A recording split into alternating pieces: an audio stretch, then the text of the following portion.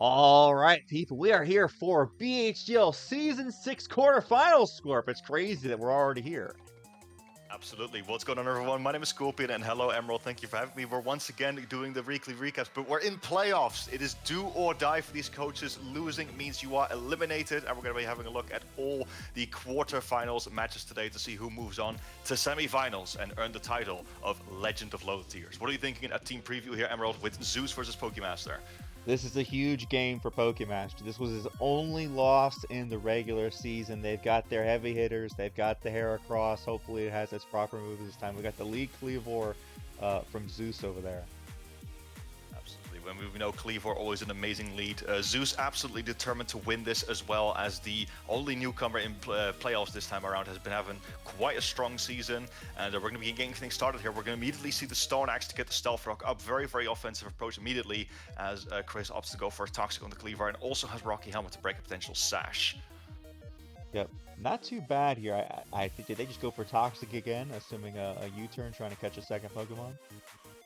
Absolutely, and we do know Zeus actually does not have a Steel type at this point in time, and not a Poison type either, I believe, so this Toxic is completely free. If Zeus does opt to switch out, which seems very likely considering it can't really touch this Clodsire, Chris will get something poisoned again. Yep, as we do indeed see it switch out, and the Hitmontop comes in, of course, playing in a triple axle, but Chris gets 2 Pokemon poisoned early.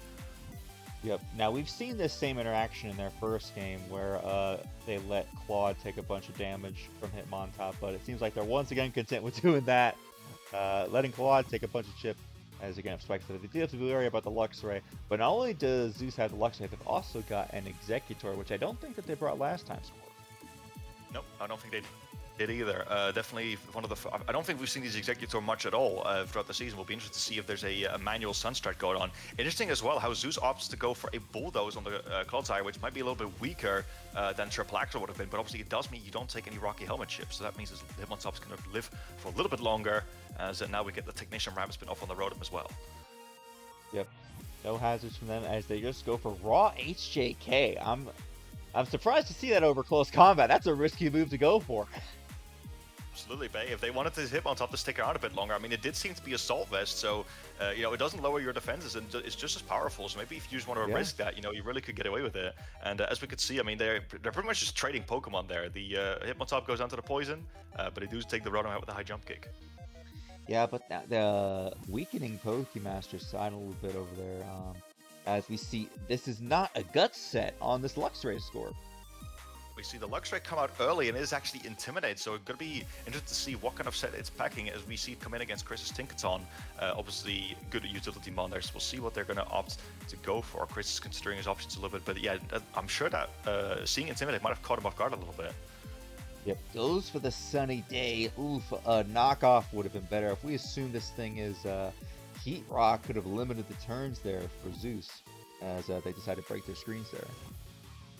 Psychic Fang's great prep as well. Does obviously take a little bit of Rocky Helmet chip, but now we have the Sun Up for 8 turns, which, as we said before, is going to feed into the Exeggutor there, and the Volt Switch does come off, slow pivot out, which gives the Exeggutor completely free switch in, like, again, as we alluded earlier, the manual Sun Strats, and you gotta wonder if this thing is now going to go for a growth. I mean, it's going to have to be careful of Thunder Wave, but this could potentially be very dangerous for Chris, as I don't think he has the best switch-ins to Exeggutor stat combination.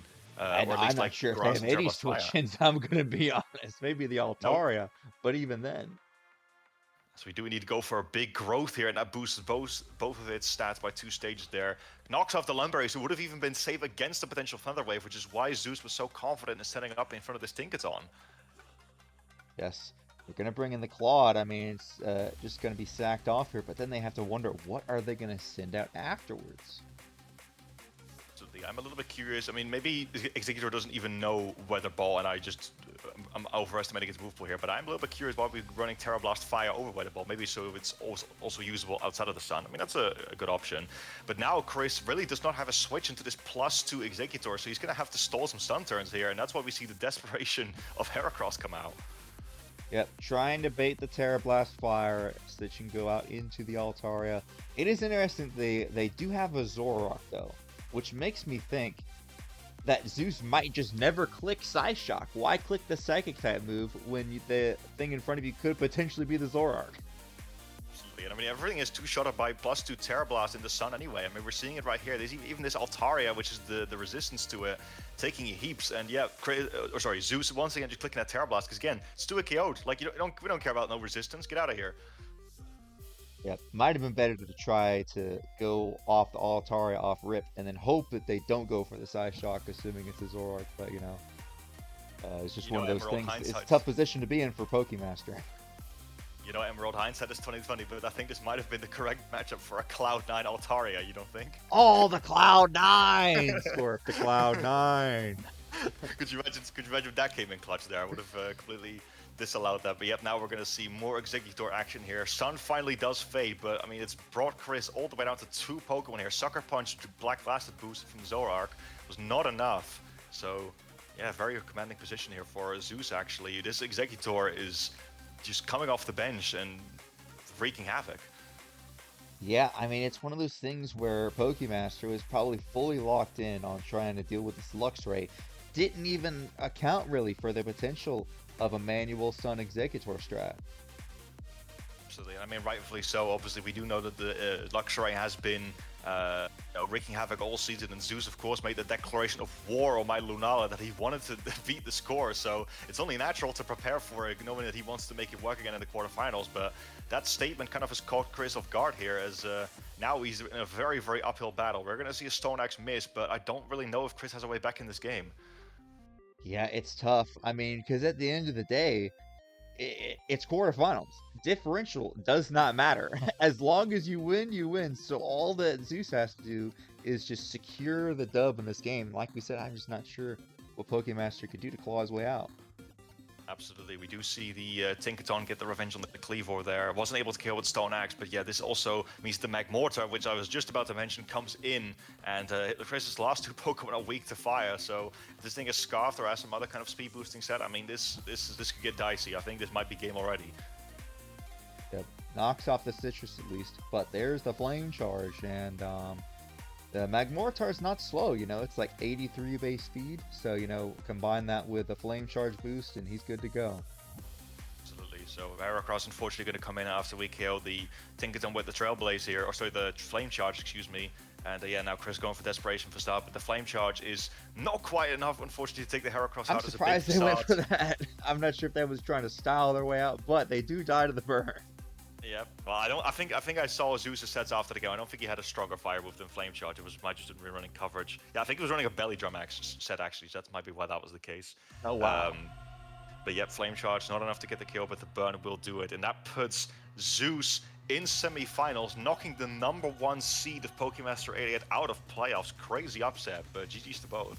Yeah, no kills for Luxray this game though, so it'll be tough if he wants to truly surpass Lunala, but we'll see. All right, people, we're here for our next match with Kingbura versus Lazyboi, 2 of the strongest coaches in this league here, both with great records.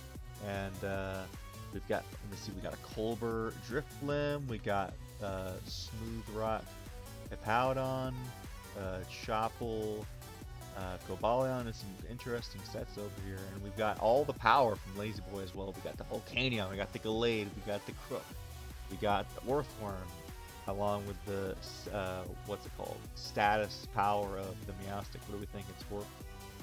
Hey, you're making a cameo here. Oh yep, absolutely. I think this match was actually recorded on my birthday, funnily enough, so that's why I had some friends over and we played some Super Smash Brothers. Anyway, not enough about that. We got the Exeggutor versus the crowd gonna lead here.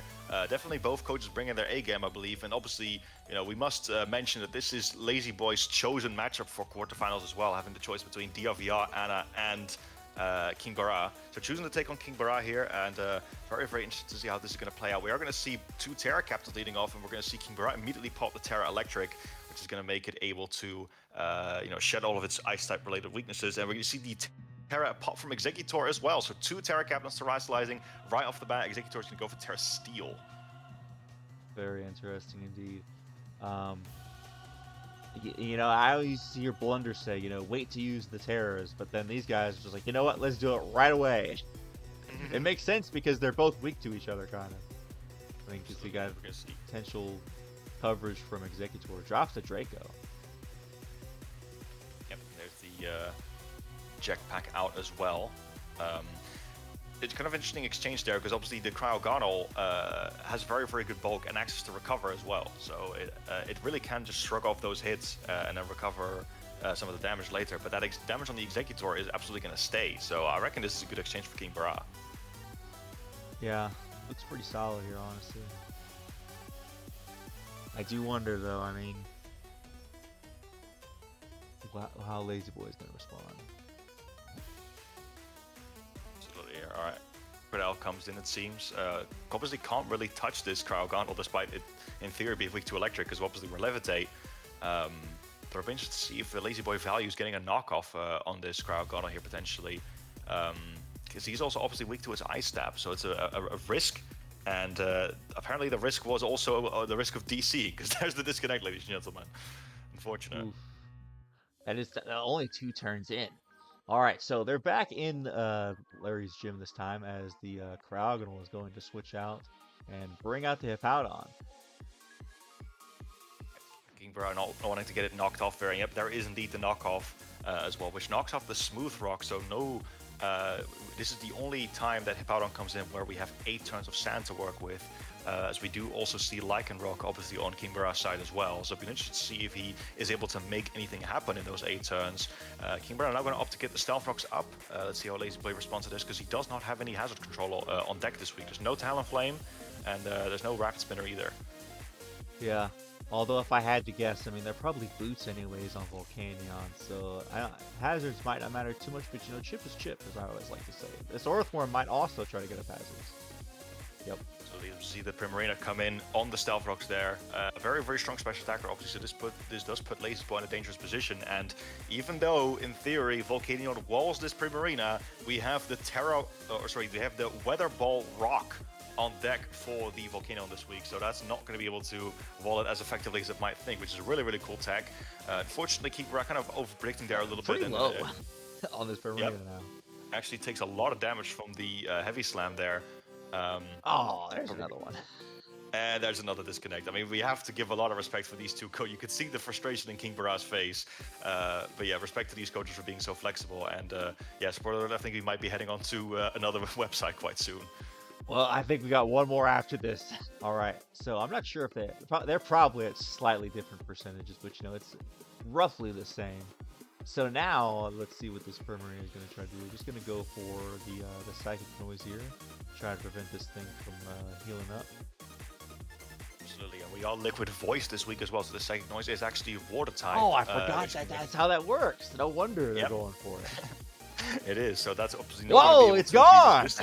And it does just take out the Orpform. There it is, a lot stronger than Lazyboi was expecting, I'm willing to bet. I need to use Psychic Noise, Liquid Voice Primarina. Yeah, no, it's so sick. It's really, really cool. And you can use Throat Spray too for his attack boost. Yeah. Oh, there's another one. And there's another disconnect, man. Kingbura just absolutely just done with this at this point. Yeah, I think now we're about to, this is probably the point at which it's like, all right, fam, we're about to head over to Showdown. All right, so we're here on Showdown. Shouldn't be any disconnects here this time, because the Volcanion is actually in now versus the Primarina. I'm not sure if they're ready for what's about to happen. Absolutely, as we can see now on the Showdown's nice little UI here, the Rock-type Weather Ball is online, which will allow Kingbura to get a lot of chip off on this Volcanion. And if Lazyboi values the defensive merit of this Volcano, that could be huge for it. As indeed Lazyboi expects the Primarina to get walled by it and scared out, and it goes for a substitute. Huge over-prediction there. But I'm not really sure why Kingbura's now going for a Weather Ball, because Psychic Noise would have just bypassed the sub and took it out. Actually online. It's because water absorb. Yep. I love how I comment on Liquid Voice being a case, then I forget about it 5 seconds after. That's the it is what it is, you know. Good thing that Kingbura remembered that. Yeah, indeed. The Sand Ship though is actually coming in clutch here, because this thing's almost dead now after the sub and ship. You have a 5% Volcanion here. Yeah, I'm gonna be honest, I would have clicked Psychic Noise like a bell in there, but luckily Kingbura had the foresight to just break the sub there. And now Cryogonal comes in, easily being able to outspeed the Sing, and yep, there's a Terra Blast Electric, which takes it out. So Kingbura in a 5-4 lead here, comfortably sitting, and this Cryogonal is getting more difficult to take out by the minute, Emerald. Yeah, and you know, it's got that solid recovery still. So it's kind of sitting pretty here. I mean, they're free to just rapid spin these rocks away. There's no ghost type, no Houndstone this week. So yeah, I'm assuming this Meowstic though might be up to some shenanigans. Absolutely, as we can see, yep, it does have Psyshock, which I was just about to mention, which will hit Crowgon on its much lower defense. It's much more, especially bulky Pokemon. Not enough to KO though, unfortunately, as Kingbura now gets the rocks off this side of the field, which I think is going to give him a huge longevity advantage. And Delcatty, not Delcatty, Meowstic gets the the screens up. Also gets I frozen. said Delcatty because he gave it the nickname. Yeah, That's yeah, not it's tripping you up, yeah. Big unfortunate freeze there though. Yeah, as we do see the freeze come off there as Lazyboi gets to the screens. You know, this Cryogonal in general, even with screens, are kind of tough to take on because the electric ice combination tough to switch into. And yep, there's the crit. Unfortunately, That's tough back to back. That is tough. Tough hacks. You know, I usually I don't really believe that they're that you know it's the same amount of or it's more hacks on Showdown, but you know maybe this clip just proved me wrong. Yeah. No. See, I believe it and I don't at the same time because like the Showdown replicates the in-games battle perfectly. There's no way it's actually true. It is a myth, but it really does feel like it. I don't blame anyone for believing it. Yeah. If people feel that, it's just because they have more games of Showdown more quickly. So they're able to, they have more experiences of hacks just because that there's a higher number of games. But ooh, the Shadow Sneak coming in clutch to take out the Drift Blend. Yep, Shadow Shield, what? I'm getting a lot of things confused here. Yeah, Shadow Sneak, Galate there. Could you imagine if Galate had Shadow Shield? Really coming through here and allows it to, you know, get past the Drift Blend there with a Swords Dance set. Luckily, Relic and Rock, though, able to come in and get the revenge kill. And now, Lazyboi back in with the frozen Meowstic, trying to make sure that I say it carefully and not Delcatty again. Well, they we do fall out, immediate luckily. thaw. Yep, Energy Ball comes off, big one there, and unfortunately we do not have a Cellar-Rock on deck this week either, so it is able to come out on top in the exchange.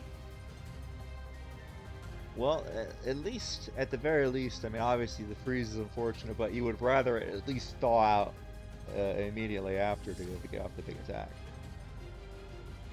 Absolutely here, so Lazyboi gonna have to make a bit of a gamble here. Do we get up screens with this Meowstic, or are we gonna be able to get some damage with Psyshock? No, we do indeed opt to get a Reflect up instead. As now Exeggutor hits the field once again. This is a 3v2, very, very sort of even game in the sense that they're trading a lot of bonds. Like something goes down on one side and then it's usually something on the other side that goes down. But yeah, Kingbura still in the lead right now. Yeah, we saw this. I mean, this was the lead matchup right here, and now they're back facing each other once again. Drops the Draco, but now this attack is lowered, so now a Jetpack to get out of here. Indeed, as the recover comes off. I've really sort of questioned the judgment for that Reflect there earlier. I think Light Screen definitely would have really helped because this Cryogonal is so tough. I think that they were doing it for the Cobalion and the Hippo that might come out later, but I mean Cryogonal is the big threat right now. It's just chilling. It does not want to switch out. So you got to deal with this thing first. As we see a knockoff come off, which is not going to do as much damage because obviously the item is removed, but it does actually put it in range of another one. As we can see, it did 46.8. Cryogonal now at 40%, so another knockoff will probably take it out unless he gets an absolute min roll. So Lazyboi might be able to even this up back up to a 2v2, but Kingbura's Pokemon are just so much healthier as we do see knockoff actually come off. Kingbura willing to risk the item there for a free switch into Cobalion, so this is really, really powerful here.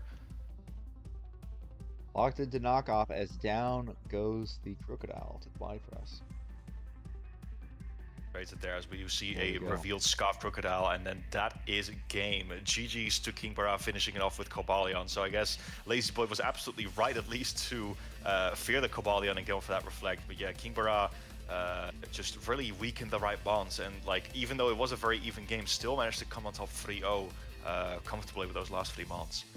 Yep, there we go. GG's. All right, people, we are here for DrVr versus Al, and this is DrVr's first time recording a BHDL match.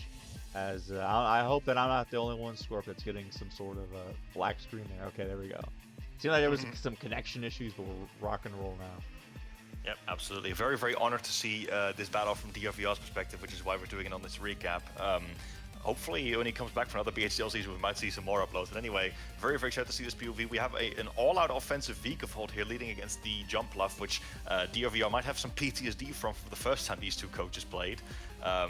But we're going to see a U-turn come off right off the bat here, so no, unburdened shenanigans just yet. As DrVr immediately goes for a powerful Thunderbolt here, which kind of is not the best, or like there's not that many resistances to it. So we'll see how DrVr, or how Al responds here. Sorry, as Duraludon comes in, eats a big Thunderbolt, but unfortunately immediately gets paralyzed. That's tough. Yeah, that is very unfortunate. I mean, this is one of those. I mean, obviously this is kind of like their switch into this thing. And this thing getting parried immediately. I mean, Duraludon's not that slow, so this is big for it. And now they got the Mud Shot to further drop their speed. The big Draco coming off, and V-Volt not being that frail actually does live it. And the V-Volt, despite its how slow it is actually able to outspeed this Duraludon and come out potentially on top of this exchange. So this is really, really good for DrVr. You've got the Violite Duraludon, which is getting already really, really weak, and that might be really, really useful for your superior and some other Pokemon as well. So big lead here. We're going to see another Mud Shot come out, or we're going to Thunderbolt again. We are going to Thunderbolt again, expecting the switch. Yep, there we go. Jumpluff comes in, takes the Thunderbolt, and takes roughly half.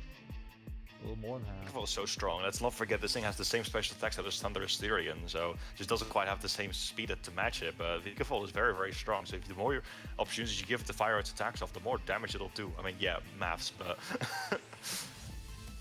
yep. I can't believe that U-turn didn't kill score, but I guess that's just V-Volt's bulky too. It's only thing is it's very slow. Yeah, I wonder if that was a roll. This is, not that was necessarily an example of it, but this has definitely not been a hacks-free quarterfinals, Emerald. What are you thinking there? Yeah, unfortunately, that's just the way it goes. Big crit there. And right as I say, we get a crit on the Duraludon as well, which that actually puts Al in a tough position too. You know what? That crit does actually matter, because now DrVr is free to just Thunderbolt again if he wants to, whereas otherwise there might have been a mind game like, do you Mud Slap and then like go hard into your... Oh, not a free Thunderbolt score. Apparently, he just barely survived. It survived. There you go. Well, I was describing the mind game like, do you double Oh yeah, out no, into there's jump definitely a up mind and game. Yeah, definitely made it a roll. Indeed. But yeah, the V-Volt goes down, but not before doing some crazy, crazy damage to Al's team. So we'll see how DrVr capitalizes on this. Definitely getting the early lead here. Yep. Frame rate's in. This Gold Missile has been a menace all season. I mean, just you wouldn't think that would matter too much, but in a game where chip is chip, any chip or anything that you can get on the opposing side, especially if you get a Pikachu in that mouth, that could be tough for your opponent. Absolutely. Wait, if the Pikachu gets lost to the opponent, do they get paralyzed? Is that They how get it works? parried. Yep. Wow, that's crazy. Yeah. And we do have this is their Terror Captain, so it'd be interesting if they, yep, looks like they're contemplating about using it right now. Obstacle for a regular Terra Blast here instead, as we get encored into that surf. Not going to be a 2 KO, unfortunately. This jump level appears to be a little bit bulky, and obviously Al not wanting to take a potential flying move there, which we do not have, but could have been there. So now it's a bit like, how do we respond to this jump left right here? It seems to be a bit of a support pivot set. So it looks like we're going to go into the Tauros here, potentially punish a U-turn. Opts to go for Leech Seed and skillfully dodges it. Skillfully. Yeah, once again, quarterfinals not without hacks, but so this isn't like the full-on, like, because obviously DrVr did not want to get jump left again, with that crazy, what's it called, Cotton Guard set with Mirror. But like you said, just kind of like a support pivot mon. Takes a bit of chip from Rocky Helmet, but the Tauros is still in. DrVr has been absolutely loving this defensive Tauros recently. He's been bringing it quite a few times, not even like life up sheer force, not just raw defensive where you're making use of the Intimidate, which we'll see in the game that we're going to discuss after this. Very, very good use to use your low tier Pokemon here as walls, however you can. And actually also catching the Blastoise with the Trailblaze coming in here. Does a bit of chip and getting a nice speed boost as well. Yep, two Rocky Helmet Mons, defensive Mons here apparently. Al refuses to use this black. If it ever comes to a game, very rarely is it ever offensive. Yeah, I don't think we've seen many Shell Smash. I mean, obviously it is a risky thing to bring because Mirror Herp is very much a thing, and in low tier, you know, if the wrong Pokemon on your opponent's side copies your Shell Smash, then you could just lose right off the bat. So Yep. definitely understand that. We're gonna see the Uxie come out now on the Tauros here. You should see how DrVr responds to this because this Uxie been quite a menace for Al as well. But this might be what DrVr needs to get weak in order to pop off with the Flygon later. Oof, and I bet this Cramorant really wished that it Terra now. Yep, that would have been able to switch into the Thunder Wave there. I don't believe, Terrestrializing into Electric will not get rid of that paralysis, unfortunately. That's not how it works. Gonna go for a big Surf here as Al opts to get up Rocks, which definitely could help in the long run. I don't think we've seen many Boots Pokemon on the DrVr side. Yep, they do have Defog, and now apparently is the time to. Oh wait, nope, I guess not. They're really waiting to use that Terra. I mean, we'll see how Al responds to this Cramorant here. Obviously, he does have the massive speed advantage. We are going to switch out, and we're going to see the Jump Bluff come back in. So it seems to me that this is the Pokemon he was trying to sack off, maybe, or maybe trying to go for some kind of lead sheet shenanigans. But Cramorant unfortunately gets paralyzed, so it's going to stick around for a little bit longer. As DrVr wasn't able to defog, so Rocks are still up on DrVr's side.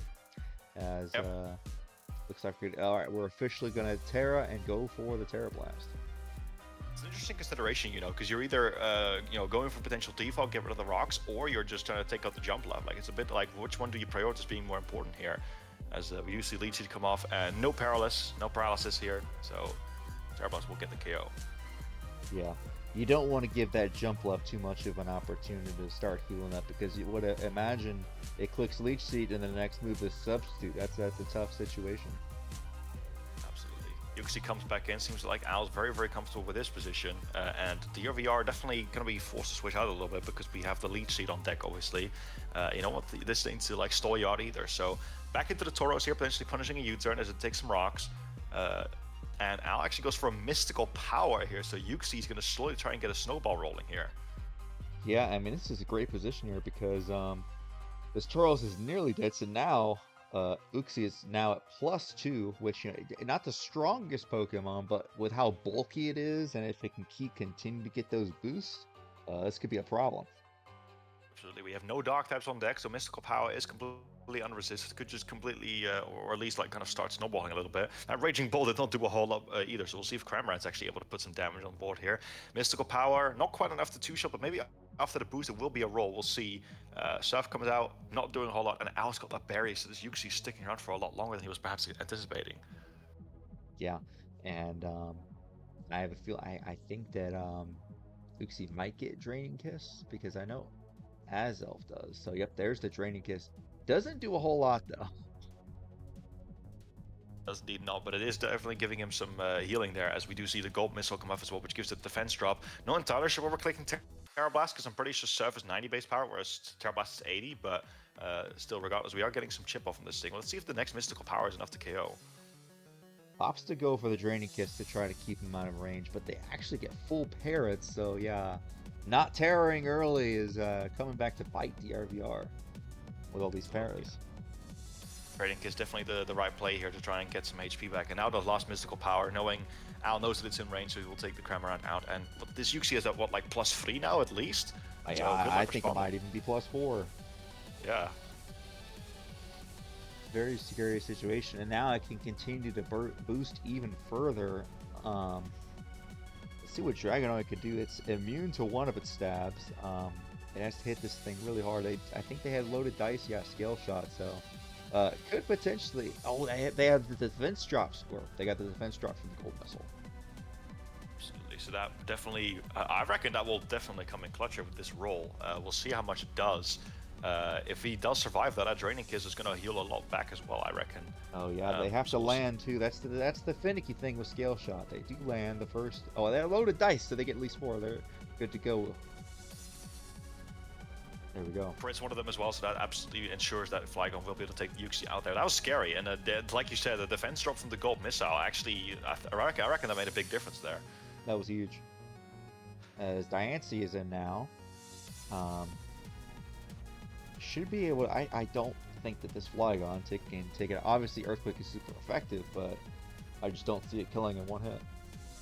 Absolutely not. Diancie in its regular form a lot bulkier, has a really solid defense stuff here, and a potential fairy move will either play rough or Moonblast. Going to do a lot to this Flygon here, and especially if we have the item on deck that Owl, I'm predicting he's going to have, then definitely going to be a tough exchange with the Flygon here. We do see Earthquake come up, and yep, that's the item I was expecting. We see a Sugar Berry come off, not even doing like that. That's not even close to a KO, as Moonblast, actually misses out on the KO as well. Yeah, that's the unfortunate thing, is that Diancie, although it's a lot bulkier in this form, it's also a lot weaker, so wasn't able to get the super effective kill. Absolutely. Let's see if this next Earthquake will actually put him away, though. Obviously, it is going to do double damage, and Diancie nearly living as well, hanging on by a thread, as we are able to KO the Flygon with Moonblast here, but we are punching holes into each other's teams here, ladies and gentlemen. Yes, 2 Mons left. 2 of probably, honestly, DrVr's aces. I mean, Superior, which got a sweep 1 week, and this Petra run, which has just been a menace with all sorts of different wacky sets that Al is going to have to try to beat. Absolutely. See, the Superior definitely, you know, we're getting the Duraludon out of the way early was definitely huge, but the problem is we still have a Moltres in the back, which is actually a really key player in this match right now, because not only are you walling the Superior and preventing it from Leaf Storm sweeping you, but the Firefly, like, there's no fire resist left on DrVr's team, so if it is Scarf like it was last time, that's actually really scary at this position, as long as it hits. Yep. And, you know, like I said way back on the day, that the thing with DrVr's team, it doesn't have as many split F walls. There's no Grimmsnarl to set up light screens here. So, I mean, Moltres with that 125 special attack is just going to able to start punching holes. Absolutely. We did not see any rocks on DrVr's side, or at least he was not able to get them up. So this Moltres comes in completely free of charge, even if it isn't heavy duty boots. No rocks to worry about, as DrVr opting maybe to go for a substitute, or like what are we doing here? And we're also going to reveal if the Moltres is Scarf or not in this exchange, because if it is, it will move first. Let's see what it does. Scarf Fire Blast, and the Serp just drops. Yep. Yeah, that was no switchings there, really. So it is all DrVr's BHDL Season 6 run is all on the back of his round 1 pick, the Petra runs, the controversy in our low tier. Well, I don't think it was much of a controversy, but still a very powerful mod in this low tier league here. Let's see if it's able to take down the Gen 1 legend. Yes, Al is in a tough position now, though, because, I mean, this man has just locked himself into an 85% accurate movement. I don't know what you're saying. 85% Emerald, that's not that big a deal. That's only 15% chance to miss. But this is Pokemon. A 15% chance is massive. Absolutely. If it's not 100% accurate, it's 10% accurate. But we do go for a big Fire Blast there. And it nearly takes the Petra down. DrVr going for one final Malignant Chain, but unfortunately no poison, no confusion here, as another Fire Blast will connect as well. So Moltres has its eyes open this game, and that puts Abomination into semi-finals. What an end game. GG's. All right, people, we're here for the match with Cody versus Anastasia and Scorp. We have a special guest, don't we? Indeed, we've got a special guest for this final bit that's about to give us some expert insight. That's right, it is none other than Season 3's champion. We've got Anastasia herself. Say hi to the people, Anna. Hi, you guys are too kind. Thank you again for having me. Yes, indeed. Very excited to get your insights into this battle, because we didn't get to see a whole lot of it. So we got the team preview screen up here. So what were you thinking going into this match versus Cody? So what I was thinking was that I had to beat Cody at his own game, because week 1, he brought an interesting fella that caught me off guard. I'm not sure if you guys remember the infamous Go-Go. Oh, yeah, who can forget the Go-Go that got dropped immediately? Indeed. Which is no longer here, exactly. Right. So going in, I knew that he was going to have a few tricks up his sleeve. So I had to do just the same, if not better. And yeah, I I ended up going a little bit more offensive this time around. Just from seeing that I just wasn't doing that much from the first time around. I kind of wanted to just play around with some fun sets with like Frostlass and Bochi, which is my dunce bars, you know, the dunce bars that could. Yep. And for the most part, it started off really tricky because he led with his Hisuian Gudra. And I made a ballsy play, I must admit. He could have flash cannoned me like right there and then, but I kind of was expecting more of something a little bit more defensive. So I tricked it with a choice specs, not a choice scarf, choice specs, as he went for a substitute that first turn. So it immediately gave me initiative. And from then it was just coming in to take damage. Really, he couldn't really do much with his Gudra anymore from there on. So I was really excited about that. I also here I can even bring up my sets as well. Because Did you lead with a choice specs frost? That's what I was hearing. Yes, I led with the choice scarf, choice specs Frostlass turn 1, and went for the switcheroo. It's not the first time I've done it, but in this case, it kind of like paid off. I also brought a physically defensive Pincurchin for the Palmont because I kept hearing big Pincurchin. Yeah. Is this your first time bringing Pincurchin all season? Because me and It B-Nard is were very excited not. by it. Really? It is not actually. It's She I brought it I believe was it's like trying to my go through. I didn't see it in the match data really. yeah. I think I brought it like 2 or 3 times by now. Nice. And I thought it was cute going into this matchup because he can only hit me with so many moves with the Palmont at least. And yeah, it's a great its role idea really was- considering that there's no like ground type. That Pincurchin essentially is your ground type with Lightning Rod. Correct. And the stabs, the things that's really gonna like damage my team, Pincurchin can just like really soak that in, especially with Rocky Helm. And it gets reliable recovery. A lot of people don't know that with recover. So I was just there to like take hits from the Palmont and do what it does best, just sustain, you know? Yeah, I like that approach because I think from, I don't know if this was mentioned in the preview for the quarterfinals we did, but I think, you know, we looked at that matchup and we observed that your team also does not have a ground type. So that double shock could be very difficult to switch into, but that's kind of like how, you know, in draft you start cooking like, okay, I don't have an immunity to it, so how am I going to deal with it? And that's how those innovative Pincurchin sets rise up, you know? It's really, I think it's really cool because you had the, because like you said, it gets reliable recovery in Pincurchin. Actually, surprisingly bulky, gets run physically defensive in Smogon battles quite a lot as well, I think. And yeah, with Lightning Rod, which I assume that's the ability you're immune to double shock completely. So I like it a lot. Correct. So a lot of people were curious to know like why or what's Pincurchin doing on my team. It doesn't always necessarily have to be electric terrain, believe it or not. As we've seen, I kind of use him more as like a defensive Pokemon on my team, just like, because one of the things you guys mentioned was that my team could be weak to like electric moves here and there because I don't have any switch-ins. And to an extent it's true, but I also have Terra, you know, dunce bars. Don't sleep on the dunce bars as like we've seen in this game. Dunce bars, yeah. So yeah, aside from the Pincurchin, I brought the infamous dunce bars, which I'll get into next. All it really took dunce bars was 1 turn to get going against, I believe it was, I think it was the Pyroar. And Pyroar was already weakened, and it just seized the opportunity to Calm Mind in front of it. And from there, it was soaking up its hits, and and with the Eviolite as well, it's just really hard to take it down.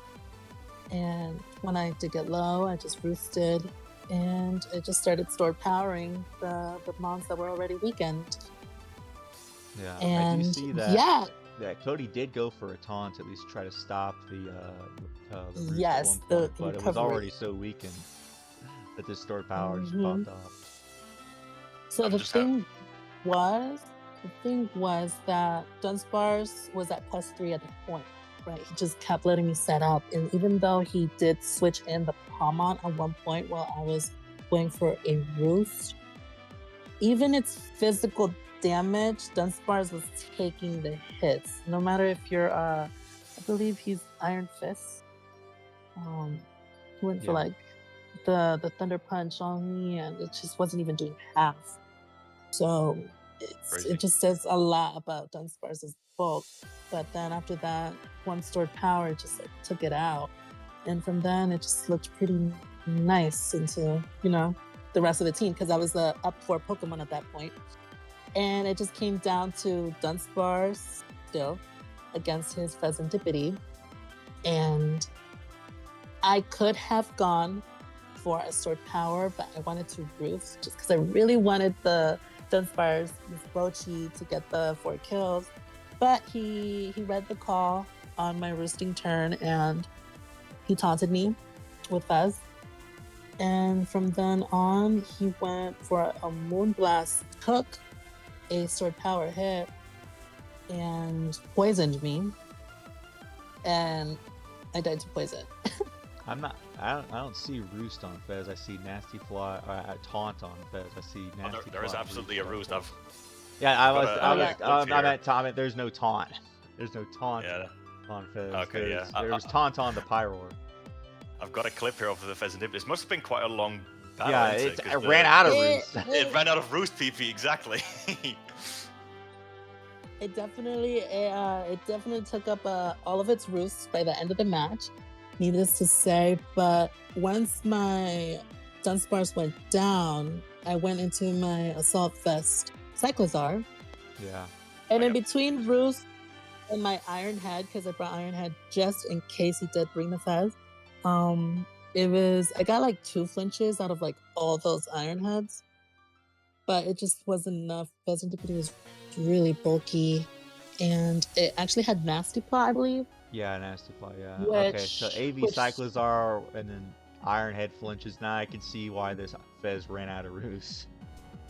yeah, for sure. And in between it being set up and roosting and just still being able to roost instead of getting flinched, it was able to hit the Cyclozar. I was able to take 1, thankfully, because if I didn't, I believe he would have had that extra roost in the back for any of my other Pokemon, which would have put it out of range of any of the other moves. I will say what really caught him off guard, though, was my Choice Scarfed Breloom. Because going into this game, I kind of wanted to outspeed Pyroar, and just in case he had like a sneaky faster Primarina for some reason. I just really wanted to make sure that I took care of those Pokemon. Especially Fez. I wanted to go for that. Absolutely. Bulldoze? There we go. Technician Bulldoze. You can't walk into a match with Pheasantipity around without a Bulldoze. So I had Bulldoze, Bullet Seed for Milotic, Close Combat, and let me see. And Mach Punch, because you always gotta have priority, So that's what really caught him off guard was the Breloom. Breloom and Dunsparce really, but it was the Breloom that came in when it needed to come in. He had a Coil Blizzard set with Milotic, which could have easily knocked me out, but since I was Choice Scarfed, I was able to Bullet Seed it, catching him off guard and knocking him out before he got away with any shenanigans. Yeah, for sure. Yeah, I knew the Breloom would be key. And, seems like the Fez got really low, and then the Tornadus tried to take it out with a Bleak Wind. Oh yeah, that was towards the end. So what I did was I weakened it as much as I could with Iron Heads, and then I came in with the Breloom to I thought it was gonna kill, but it lived like on Sliver, and it knocked me out, and then it was just Torn and Fez, and Fez was already low with no roost. 16 HP. And mind you, I'm wide lens, and I have Nasty Plot, Focus Blast, Bleak Wind, and Grass Knot. Looking Wait, were back you at it, I wide probably should lens? have.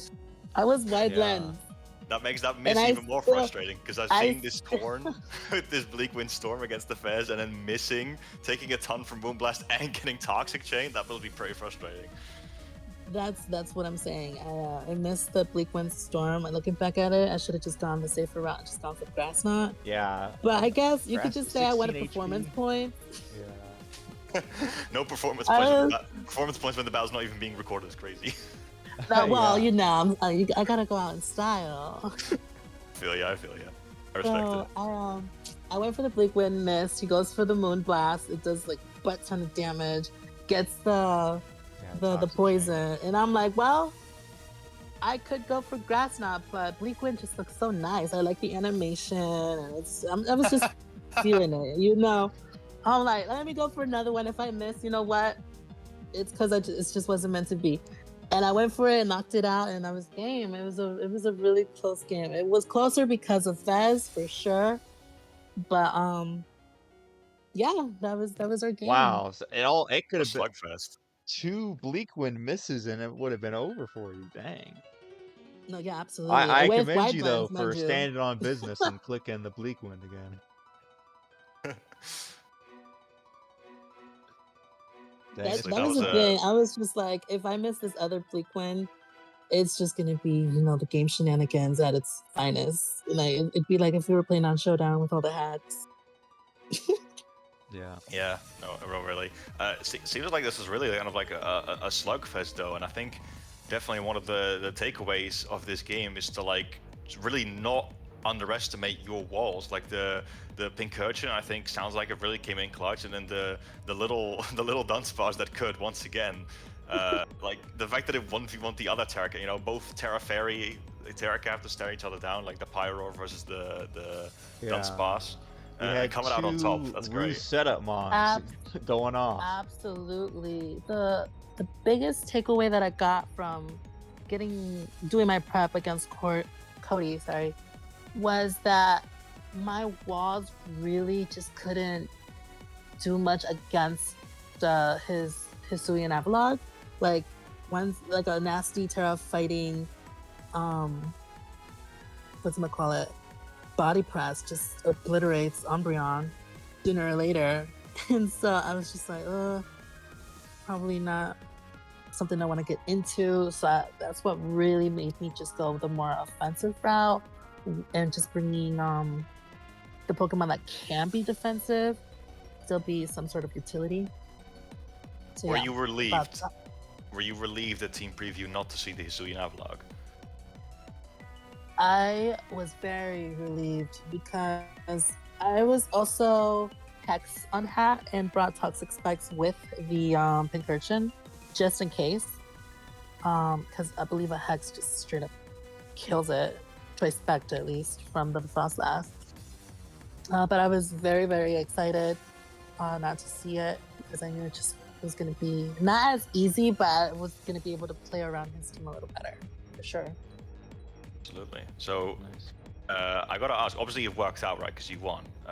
But I'm interested to hear, like, what made you bench Hatterene in this game?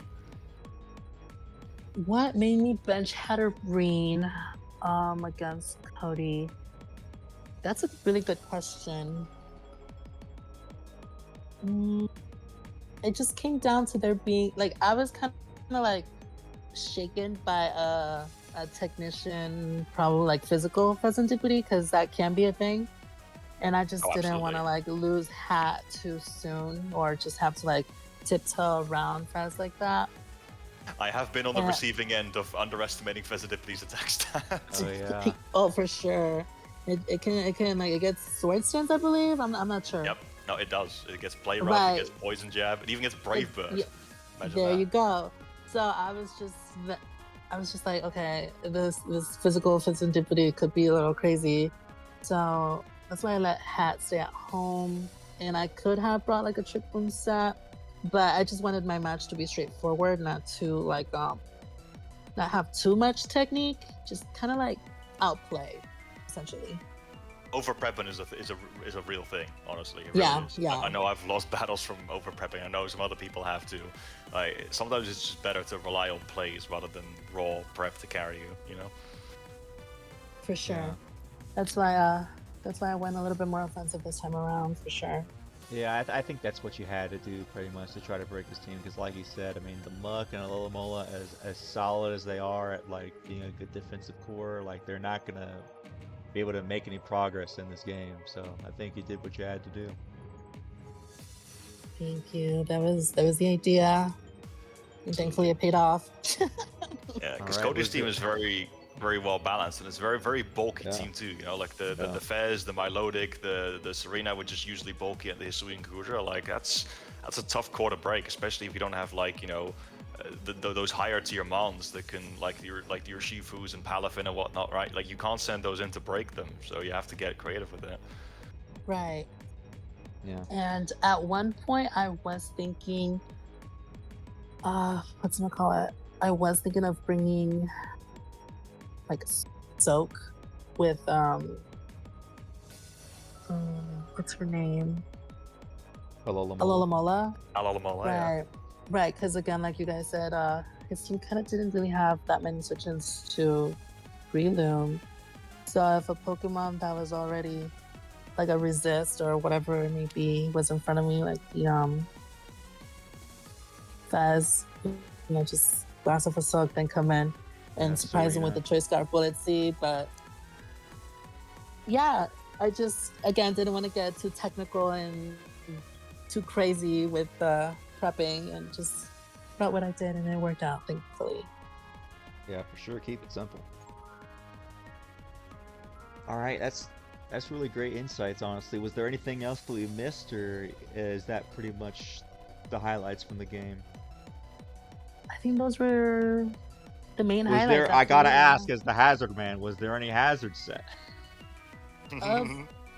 Was there hazards? I had the toxic spikes for like a Right. split I know you had second, toxic and then spikes, but like, I wasn't sure if there was any more on your side, or if like, so you didn't No, have he didn't have any regular hazards. spikes on Pincurchin, just the toxic spikes. just the toxic spikes, yeah. Because again, I didn't want to get too crazy. Right. Yeah. With the hazards. And to an extent, at one point, I didn't think he was gonna like bring the Fez, but you're just never too sure with it, Yeah. So I didn't bring spikes, and Yeah. And ended up plus, just being Serena is a toxic pretty spikes. good spinner, anyways. Right, and she can be AV for my special and just knock him out. So yeah, I think I got everything, guys. Yeah, what's that? I have one final question, if you don't mind. It's kind of like with this battle in particular, but also kind of with your season in general. We kind of seen in BHDL history, right, in the regular seasons at least, that Tornadus Incarnate is kind of a fraud. It tends to never really get drafted. The Therian form is much more popular. I think someone had it in season 1 and then dropped it, and it hasn't seen any BHDL action ever since. But in this low tier format, I really feel like it could shine a lot more. And in this particular matchup, I think Cody's team has quite a bit of a flying weakness. So like what kind of like what's your general thoughts on the Mon, and like were you expecting it to pop off this game? Honestly, I was expecting it to. I was hoping to get his team weakened enough and get in front of probably Serena or one of those. Well, not Serena, because she gets triple axle. Yeah, I got but just get the opportunity in front of somebody to nasty plot, because after that, Bleakwind was just nasty into his team, right? And then if the Hisuian Gudra wanted to come in, I had a focus miss ready. Again, it was all or nothing in this game for me, because this was a rematch, and Cody is one of like the strong, is one of the strongest competitors this season. Yeah. And I knew that I had to bring in my all. So I really thought Tornadus was going to pop off, and I'm glad he was the last one standing. But I was expecting him to do a little bit more this game, I'm not going to lie. Sure. Well, he did obviously prep for it quite well with the Chapel Bear and Hisuian Gudra, right? And also the Fezandipity is quite especially bulky. So I'm wondering, actually, you just mentioned that, like, even though like you've definitely been more accomplished in BHDL history, like, would you say you were the underdog going into this game? like maybe matchup wise, or just thinking like, oh, Cody's had a stronger season, so he's might also have a better matchup here. So like, Oh, did you think he was the favorite to win as well? oh, for sure, hands down.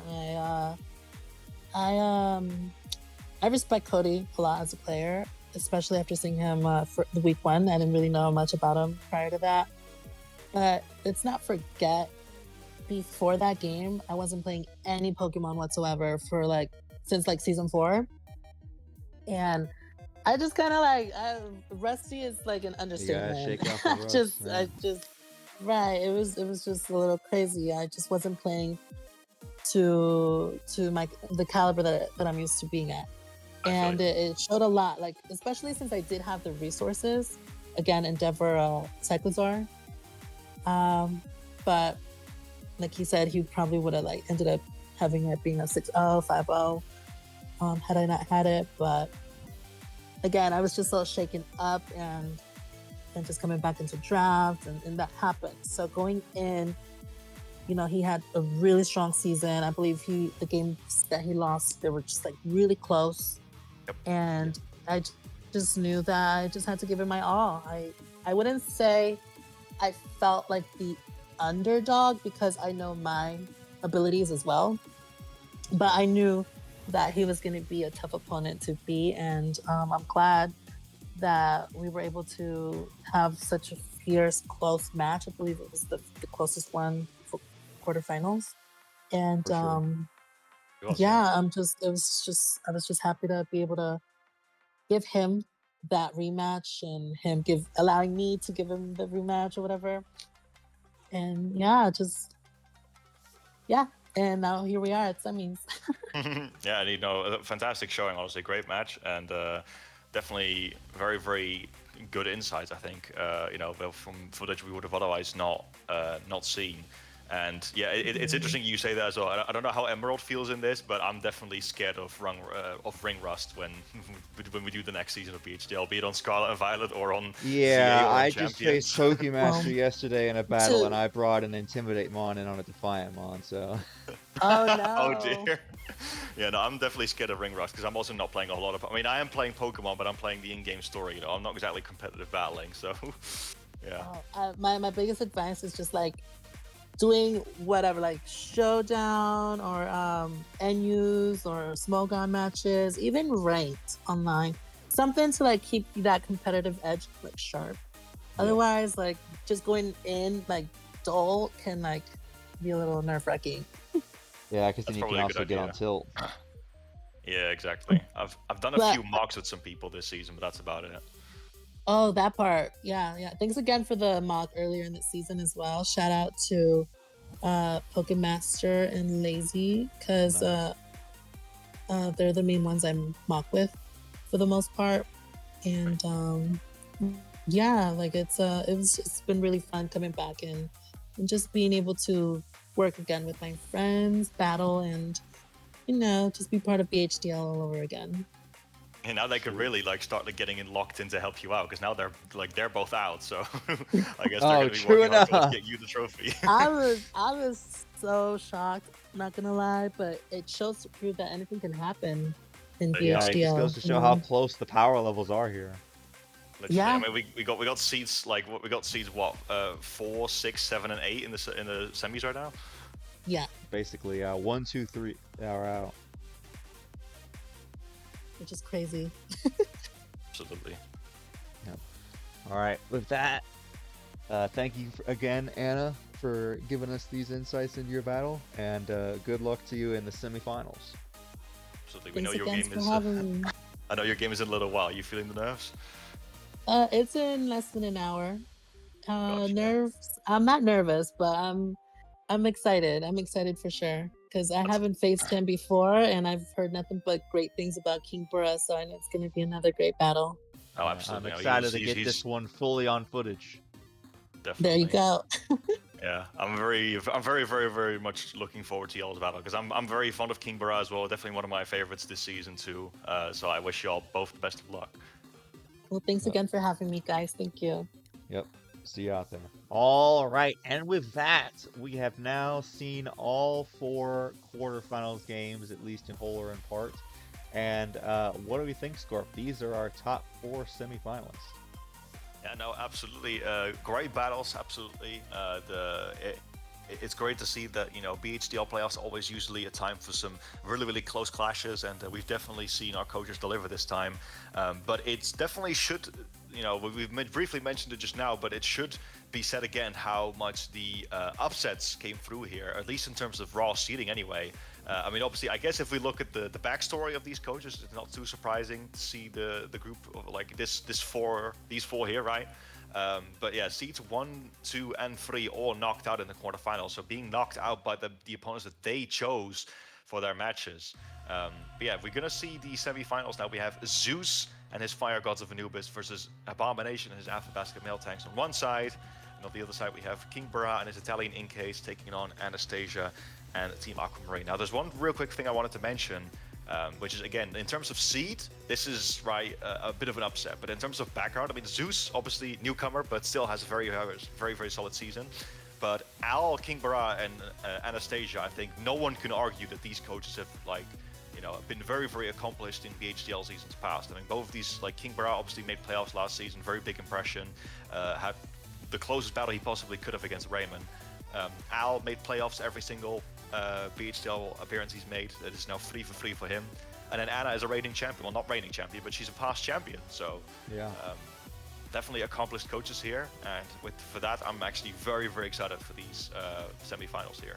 Yes, honestly, the way that I think about it, Scorp, is like each of these coaches like debuted in a different season. Anna season 3, Kingbura season 5, Al season 4, Zeus season 6, and each of them are kind of like the breakout stars of their respective season. Like obviously Anna won hers. Al was probably the most like notable newcomer to season 4. Kingbura, one of the notable newcomers from season 5.